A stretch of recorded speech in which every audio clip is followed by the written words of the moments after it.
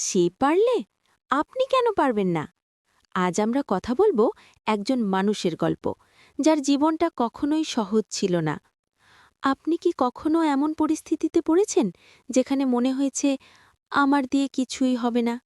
যেখানে টাকা নেই, সুযোগ নেই, পাশে কেউ নেই? ঠিক এমনটাই ছিল তার জীবন। দিন, একটা ছোট গ্রাম, অভাব, কষ্ট, সংগ্রাম। সাইফ আহমেদ ছোট থেকেই বুঝে গেছে জীবন সহজ না।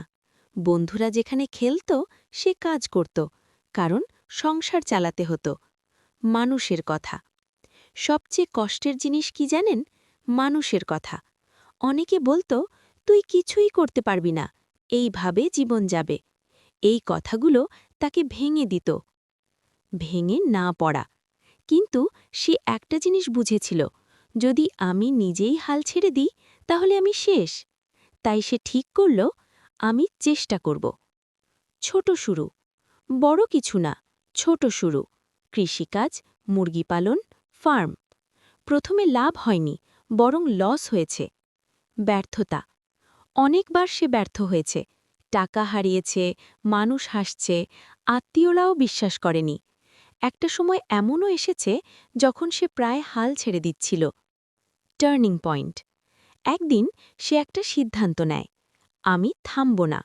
আর তখনই সে শুরু করে ভিডিও বানানো, নিজের জীবন, নিজের কষ্ট, সবকিছু শেয়ার করা। পরিবর্তন। প্রথমে কেউ দেখেনি, কিন্তু ধীরে ধীরে মানুষ দেখতে শুরু করল। কারণ তার ভিডিও ছিল বাস্তব, কোনো অভিনয় না। ভাইরাল মুহূর্ত। একদিন একটা ভিডিও ভাইরাল। হাজার হাজার মানুষ দেখতে লাগল, তার ফলোয়ার বাড়তে লাগল। সফলতা।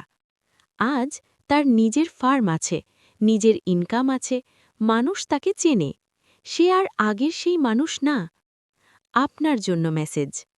এখন প্রশ্ন হচ্ছে, সে পারলে আপনি কেন পারবেন না? আপনার কি নেই?